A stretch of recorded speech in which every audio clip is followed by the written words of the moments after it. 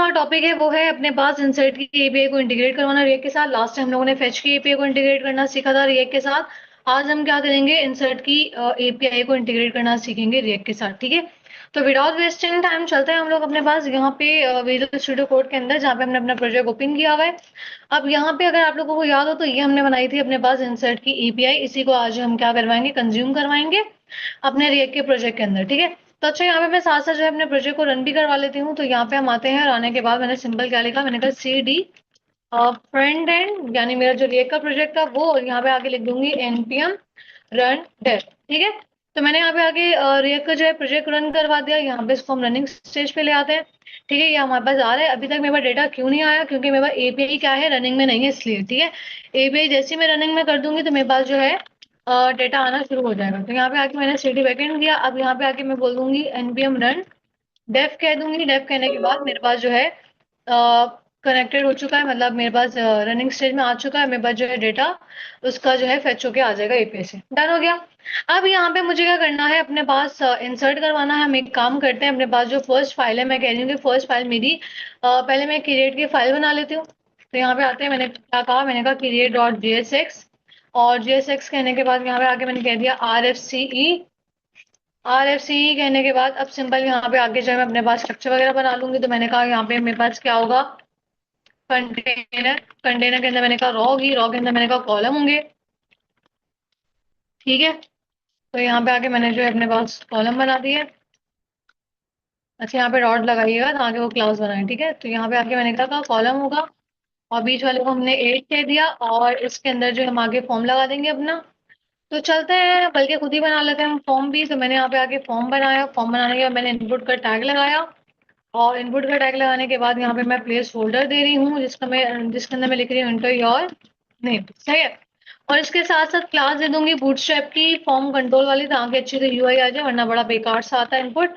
तो इसको पहली बार में मुझे रन करवाना है, तो मेन की फाइल में आगे मैं पहली बार में क्या लगा रही हूँ, इस क्रिएट वाली फाइल को फिलहाल लगा रही हूँ, वरना हम इसको क्या करेंगे, राउटिंग पे ले जाएंगे। ठीक है, तो देखो यहाँ पे इनपुट फील्ड आ चुकी है, लेकिन अभी बहुत ज्यादा ये क्या हुआ है, स्क्रीन के साथ ऊपर जो है आ रही है। तो उसको थोड़ा सा नीचे लेकर आते हैं। तो यहाँ पे चलते हैं वापस, और यहाँ पे आने के बाद मैं सिंपल से कह देती हूँ मार्जिन टॉप 5। ठीक है, और मार्जिन टॉप 5 हम दे देते हैं दोनों जगह पे। इसके अलावा जो है मैं हेडिंग वगैरह प्रोवाइड कर देती हूँ। मैंने कहा कि ऐड स्टूडेंट। ठीक है जी, मैंने यहाँ पे हेडिंग दी थी। अब जाके देखते हैं, तो देखो हेडिंग भी आ गई, मेरे पास इनपुट भी आ गया। अब इसके अलावा जो है मेरे पास फर्दर इनपुट्स होंगे, जैसे कि मेरे पास टेबल में क्या क्या था, नेम था, ईमेल था, और इसके अलावा एज था, सिटी था।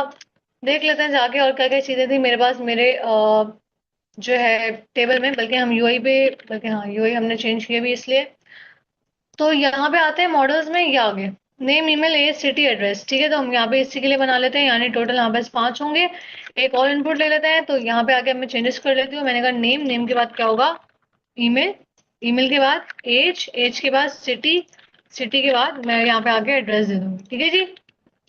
अब यहाँ पे मैं टाइप्स बदल लेती हूँ। मैंने कहा ईमेल, ईमेल के बाद मैंने यहाँ पे आगे कह दिया नंबर, नंबर के बाद मैंने यहाँ पे आगे कह दिया टेक्स्ट ही रहेगा, बाकी सब टेक्स्ट ही रहेगा। ठीक है, अब जाके देखते हैं फॉर्म। अच्छा, बिल्कुल एक साथ आ गए सारे इनपुट्स, जबकि ऐसा नहीं होना चाहिए, थोड़ी बहुत स्पेसिंग होनी चाहिए।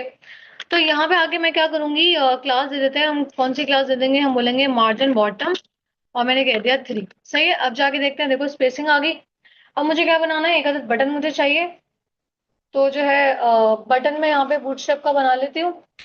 तो मैंने यहाँ पे आके क्या किया, अच्छा यहाँ से हम ना वो ब्लॉक वाला जो है बूटस्ट्रैप का बटन ले लेते हैं। तो मैंने कहा बूटस्ट्रैप, और यहाँ पे आके मैं कह देती हूँ बटन। सही है, तो यहाँ पे आके मैंने बूटस्ट्रैप बटन कह दिया। बटन्स के अंदर आके जो है मैं ग्रेड वाला ले लूंगी, जिसके अंदर मैं ये ब्लॉक वाला ले लूंगी। ठीक है, मैंने यहाँ से जो है अच्छा ये पुराना है, 4 है, हम 5.3 पे जा रहे हैं, ये रहा नीचे आ रहा है। ठीक है, तो यहाँ से ये रहा, ये बटन्स मैंने कॉपी किए और यहाँ पे आगे मैं पेस्ट कर दूंगी। ठीक है जी, अब मेरे पास जो है 2 बटन्स तो मुझे चाहिए नहीं, एक चाहिए, तो एक को हम रिमूव करवा देंगे। यहाँ पे आगे मैं कह दूंगी ऐड स्टूडेंट। ठीक है, अब जाके देखते हैं अपने फॉर्म को, फॉर्म हमारे पास कैसा आ रहा है। तो फॉर्म हमारे पास कुछ ऐसा आ रहा है। ठीक है, और यहाँ पे मेरे पास name, email, age, city, address वगैरह सब कुछ आ रहा है, परफेक्टली मेरे पास काम कर रहा है, कोई मसला नहीं है। अच्छा, अब मेरे पास इनपुट से वैल्यू निकालने के लिए हर एक इनपुट को क्या प्रोवाइड करना पड़ता है, नेम प्रोवाइड करना पड़ता है। तो आइए चलते हैं, सबको यूनिक नेम प्रोवाइड करते हैं ताकि वो जो है मैं इनपुट की वैल्यूज को निकाल सकूं। तो यहाँ पे मैं सिंबल अपने पास जो है मल्टीपल कर्सर बना रही हूँ, और प्रेस करके रखा हुआ है, और मैं जो है क्लिक करते जा रही हूँ तो मल्टीपल वो कर्सर्स बनाता जा रहा है। तो यहाँ पे आके मैंने नेम दे दिया, इसको मैंने कह दिया नेम होगा, ये मैंने कहा ईमेल होगा, इसके अलावा मैंने कहा ये होगा मेरे पास एज, ये होगा मेरे पास सिटी, और इसके अलावा ये मेरे पास क्या हो जाएगा, एड्रेस। डन है। अब ये काम करने के बाद सिंपल जो है मैंने नेम्स भी दे दिए। नेम्स देने के बाद मैं ये चाहती हूँ कि मेरे पास जैसे ही वो लिखे तो क्या होना चाहिए कि वैल्यू निकल आनी चाहिए। सही है। तो मैंने यहाँ पे आगे कहा, मैंने कहा ऑन चेंज पे एक काम करना, हैंडल रिक्वेस्ट नाम का जो है आप मेरे पास एक मैंने बना दिया, यहाँ पे फंक्शन कॉल करवा दिया, लेकिन मैंने बनाया नहीं है। तो आओ बनाते हैं। यहाँ पे आके मैंने अपने पास इसी नाम का जो अपने पास एरो फंक्शन बना दिया, और एरो फंक्शन बनाने के बाद सिंपल यहाँ पे आके मैंने कहा ई आपको याद होगा कि हम टारगेट कर रहे होते हैं अपने पास इनपुट्स को, तो हम ऐसे ही करेंगे। अब यहाँ पे मुझे क्या करना पड़ेगा, यूज स्टेट करनी पड़ेगी। तो मैंने यहाँ पे आके बना दिया, मैंने कहा डेटा, फिर मैंने कहा सेट डेटा, और उसके बाद जो है यहाँ पे आके मैंने कह रही हूँ यूज स्टेट। और यूज स्टेट में मैंने कहा जो मेरी वैल्यूज है ना, वो मैंने कहा मेरे पास जो मेरी बाय डिफॉल्ट वैल्यूज होंगी, मैंने कहा नेम की क्या होगी, एम्प्टी। बाय डिफॉल्ट मैंने कहा नेम एम्प्टी होगा, ईमेल भी एम्प्टी होगा। ठीक है। इसके अलावा मैंने कहा एज वाला जो कॉलम है वो भी मेरे पास एम्प्टी होगा। उसके बाद मैंने कहा कि मेरे पास जो सिटी वाला कॉलम है वो भी मेरे पास एम्प्टी होगा। इसके अलावा मैंने कहा एड्रेस वाला जो मेरा कॉलम है वो भी मेरे पास बाय डिफॉल्ट जो वैल्यू होगी इनिशियल, वो क्या होगी, एम्प्टी होगी। डन। अच्छा, तो वैल्यू आएगी कब? मैंने कहा जाहिर सी बात है, जब मेरे पास ये हैंडल रिक्वेस्ट चल रहा होगा, यानी ऑन चेंज, जब मेरे पास इनपुट में वैल्यू आ रही होगी, कोई टाइप कर रहा होगा, लिख रहा होगा, तभी आपने क्या करना है, रिक्वेस्ट को निकालना है। तो अब मैं यहाँ पे आगे क्या करूंगी, अब सारी वैल्यूज को मुझे फॉर्म की निकालना है। तो मैं पहली बात तो ये सब पे ऑन चेंज दूंगी, हर इनपुट पर। ठीक है। तो यहाँ पे आगे मैं अप्लाई कर देती हूँ हर इनपुट पर ये ऑन चेंज वाला, क्योंकि मुझे हर इनपुट की वैल्यू चाहिए। सही है। अब इस हैंडल रिक्वेस्ट की मदद से मैं क्या करूंगी, अपने पास यहाँ पे आके मैं वैल्यूज निकालूंगी। अब वैल्यूज निकाल के मुझे डालना कहाँ है, इस डेटा वाले वेरिएबल में। ठीक है। तो यहाँ पे आते हैं, मैंने कहा सेट डेटा करना जैसे ही फंक्शन चले, और उसके बाद करना क्या, मैंने कहा मेरे पास, मैंने यहाँ पे अपने पास जो है ऑपरेटर यूज किया, मैंने कहा क्रॉस ऑपरेटर, यहाँ पे आगे डेटा यूज किया। उसके बाद मैंने यहाँ पे आगे कहा कि मेरे पास जो ई से जो टारगेट हुआ है, जिसके नेम्स हैं, मतलब इनपुट्स को नेम्स के जरिए टारगेट करो, और करने के बाद उनकी जो वैल्यू है, टारगेट की हुई की जो वैल्यू है, यानी जो वो लिख रहा है, यानी जो इनपुट में वैल्यू आ रही है, फॉर एग्जाम्पल अली, तो अली निकाल लेगा। फॉर एग्जाम्पल अहमद, तो अहमद निकाल लेगा। एज कोई लिखे, एज उठा लेगा। मतलब मैंने कहा जितने मेरे इनपुट्स में मैंने नाम दिए हुए हैं, उनको नाम के थ्रू उनकी क्या निकाल लो, वैल्यूज निकाल। ठीक है। सिंपल मैंने कहा कि मेरे पास इनपुट पे जैसे मैंने नाम दिए ना, नेम, ईमेल, एज, इनके थ्रू वो क्या करेगा, उन सबकी वैल्यूज निकाल लेगा। और निकालने के बाद जाहिर सी बात है इनमें जाएगा ना, अभी भेजना बाकी है, अभी भेजा नहीं है। ठीक है। अभी मैंने सिर्फ बताया कि इनपुट की वैल्यू निकाल लो। अब वैल्यू इंसर्ट होगी कब, जब फॉर्म आपका क्या होगा, सबमिट होगा। तो यहाँ पे आते हैं, और आने के बाद मैंने कहा ऑन सबमिट, कि भाई सबमिट पे एक काम करना। क्या काम करना, मैंने कहा एड स्टूडेंट नाम का एक फंक्शन मेरा जो है चला देना। अच्छा, मैंने बनाया नहीं है, आके बनाते हैं।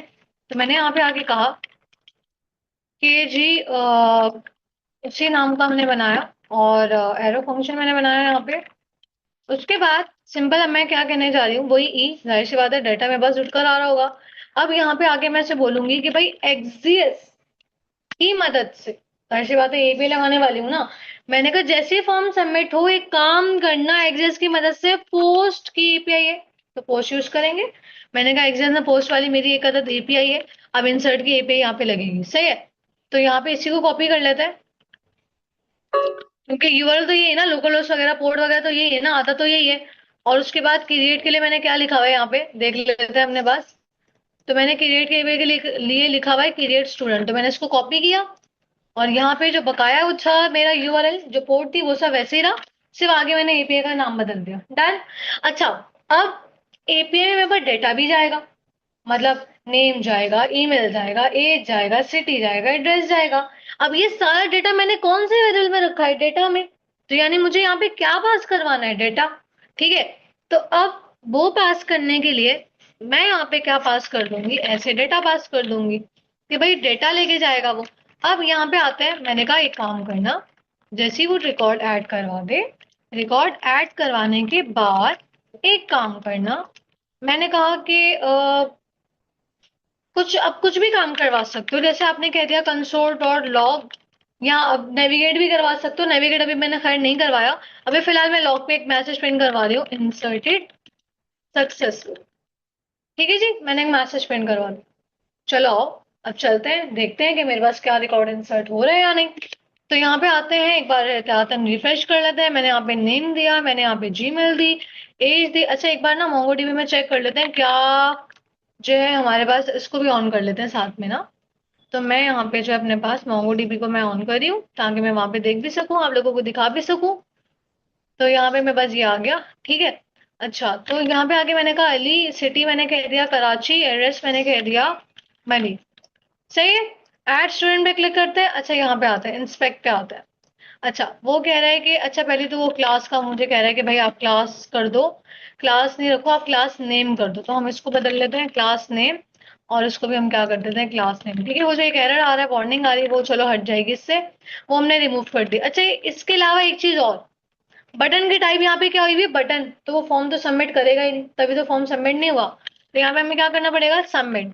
लेकिन हाँ, पेज को रिफ्रेश होने से रोकना है, तो मैंने कहा जैसे ही फॉर्म सबमिट हो एक काम करना, ई डॉट प्रिवेंट डिफॉल्ट, ये क्या करता है, ये आपके पेज को रिफ्रेश करने से रोकेगा। अब जाहिर सी बात है, अगर मैं पेज को रिफ्रेश होने दे दूंगी, तो वो रिएक्ट का जो असल मकसद था सिंगल पेज एप्लीकेशन का, जो कि रिफ्रेश नहीं करता पेज, वो खत्म हो जाता है। ठीक है, तो आपने क्या करना है, ए डॉट प्रिवेंट डिफॉल्ट आपने यहाँ पे लगा देना है। ठीक है, अब चलते हैं यहाँ पे जरा इंसर्ट करवाते हैं। तो मैंने यहाँ पे आगे जो है Gmail they the, as they दिया, सिटी दे दिया, और इसके अलावा यहाँ पे आके मैंने जो है एड्रेस दे दिया। ऐड करवाते हैं, देखो क्या लिखा आया, इंसर्टेड सक्सेसफुली। अब जाके मैं जरा डेटाबेस में दिखाऊं, यहाँ पे आते हैं, रिफ्रेश करते हैं, देखो डेटा आ गया। तो इस तरीके से आप अपने पास क्या कर सकते हैं, इंसर्ट की एपीआई को रिएक्ट के अंदर इंटीग्रेट यानी कि कंज्यूम करवा सकते हैं।